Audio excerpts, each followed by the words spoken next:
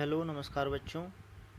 आपने देखा होगा जो मैंने एक पहले वीडियो बनाई थी उसमें मैंने आपका चैप्टर 1 एक्सप्लेन किया था, क्लास 6 का एनसीईआरटी का चैप्टर 1 साइंस का। ठीक है, उसके बेसिस पे जो भी questions exam point of view से जो भी क्वेश्चंस बन सकते हैं, मैंने कुछ क्वेश्चंस बनाए हैं और उनके आंसर्स भी रेडी कर रखे हैं। ठीक है, पीडीएफ फॉर्म में है और मैं आपको क्वेश्चंस के साथ आंसर समझाऊंगा और आंसर रीड भी करूंगा।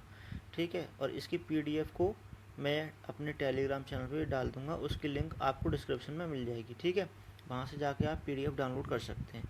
ओके बच्चों, तो देखिए मैं बताता हूँ कौन कौन से क्वेश्चंस मैंने नोट करे हैं। देखिए पहला क्वेश्चन है साइंस क्या है। ठीक है, क्यूरियोसिटी क्या है। ठीक है, सेकंड क्वेश्चन ये रहा। तीसरा क्वेश्चन है साइंटिफिक मेथड क्या है। चौथा है साइंटिफिक मेथड के 5 स्टेप्स लिखिए। उसके बाद जो है क्वेश्चन है साइंस हमारे डेली जीवन में मतलब लाइफ में कैसे यूज़फुल है। ठीक है, लास्ट क्वेश्चन भी है साइंटिस्ट किसे कहते हैं।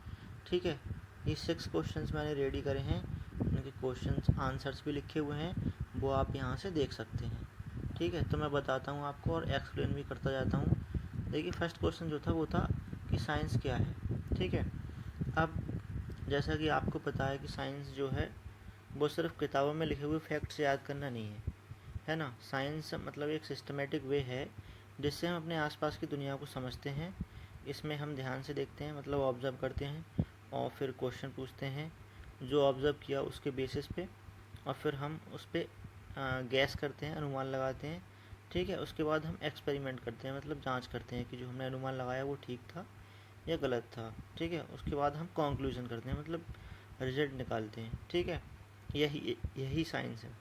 तो इसको इंग्लिश में कैसे लिखेंगे, जैसे science is the systematic study of the natural world through observation, questioning, experimentation and logical thinking. ठीक है, इसमें एक फॉर्मूला भी है जिससे आप याद कर सकते हो। तो अब चलते हैं नेक्स्ट क्वेश्चन पर जो हमने बनाया है, वो है क्यूरियोसिटी क्या होती है, मतलब व्हाट इज़ क्यूरियोसिटी। ठीक है, तो जैसा कि आपको पता है जो छोटे बच्चे होते हैं वो अपने मम्मी पापा से बहुत सारे क्वेश्चन पूछते हैं, है ना, क्योंकि उनके अंदर एक नई चीज़ों को जानने की इच्छा होती है, उनके अंदर क्यूरियोसिटी होती है। ठीक है, तो आपको पता है क्यूरियोसिटी का मतलब होता है नई चीज़ों को जानने की इच्छा, है ना।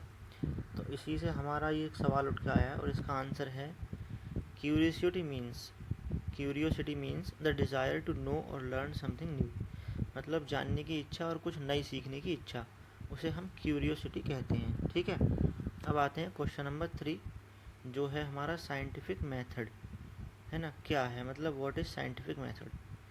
जैसा कि आपको पता है साइंटिफिक मेथड क्या होता है। साइंटिफिक मेथड होता है कि scientific method is a step by step process, ये एक स्टेप बाय स्टेप प्रोसेस होती है which is use to find the correct answer of a question और सॉल्व अ प्रॉब्लम। ठीक है, किसी भी क्वेश्चन की आंसर को जानने का स्टेप बाय स्टेप जो प्रोसेस होता है उसे साइंटिफिक मेथड कहते हैं। ठीक है, मैं इसे एक बार इंग्लिश में रीड कर दे रहा हूँ। व्हाट इज़ साइंटिफिक मेथड, ये क्वेश्चन है, उसका आंसर है scientific method is a step by step process used to find the correct answer to a question और सॉल्व द प्रॉब्लम। ओके, ये है थर्ड क्वेश्चन का आंसर। अब आते हैं हम फोर्थ क्वेश्चन पे। फोर्थ क्वेश्चन क्या कह रहा है, ये कह रहा है कि व्हाट इज़ साइंटिफिक मेथड, मतलब साइंटिफिक मेथड क्या है, इसके 5 स्टेप्स हैं।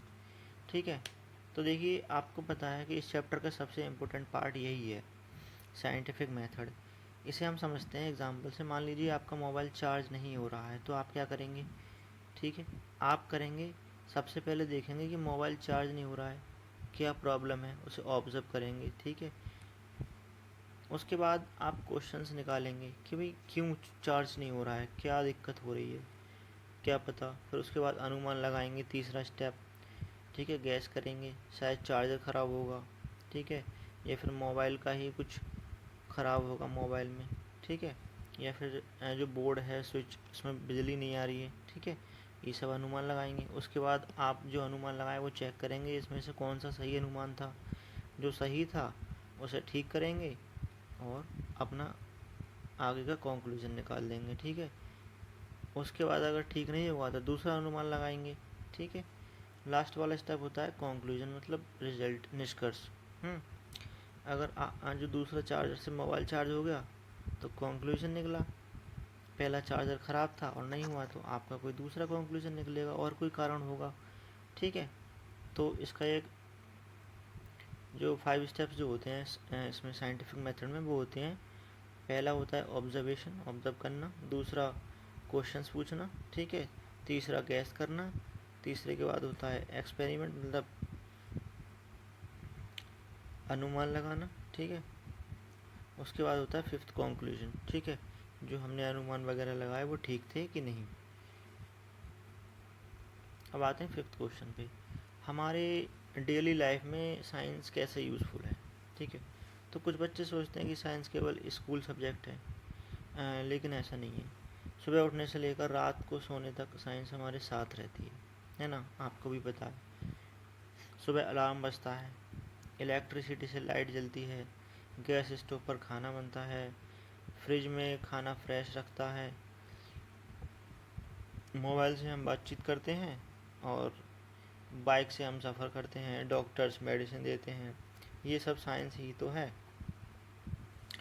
तो एग्ज़ाम पॉइंट ऑफ व्यू से हम इसे कैसे लिखेंगे।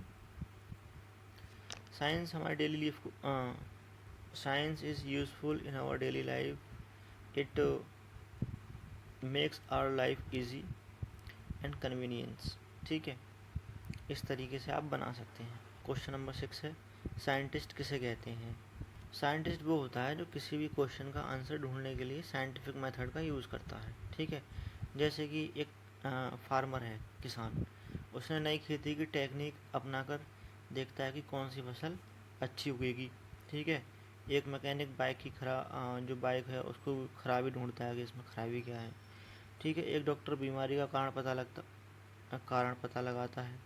यानी साइंटिस्ट होना केवल प्रोफेशन नहीं बल्कि एक सोचने का तरीका है। ठीक है, तो इसकी डेफिनेशन या फिर हम एग्ज़ाम पॉइंट ऑफ व्यू से इसे आंसर कैसे लिखेंगे, तो मैं रीड कर दे रहा हूँ ये। A scientist is a person who studies nature and solves problems using observation, experiments and scientific thinking. ठीक है, ये रहा 6th क्वेश्चन का आंसर। और इस सारे क्वेश्चंस के साथ उनके आंसर को मैं PDF फॉर्म में बना के अपने टेलीग्राम चैनल पर अपलोड कर दूंगा। वहाँ से आप जाके उसे पढ़ सकते हैं, रिवाइज कर सकते हैं, और उसकी लिंक मैं आपको डिस्क्रिप्शन में डाल दूंगा। ठीक है, और इससे पहले मैंने एक वीडियो बनाई थी जिसमें चैप्टर 1 को मैंने अच्छे से एक्सप्लेन कर रखा है। और चैनल को सब्सक्राइब करिए, वीडियो को लाइक करिए, ठीक है, कमेंट करिए। थैंक यू, बाय बाय, मिलते हैं नेक्स्ट चैप्टर पे। ठीक है।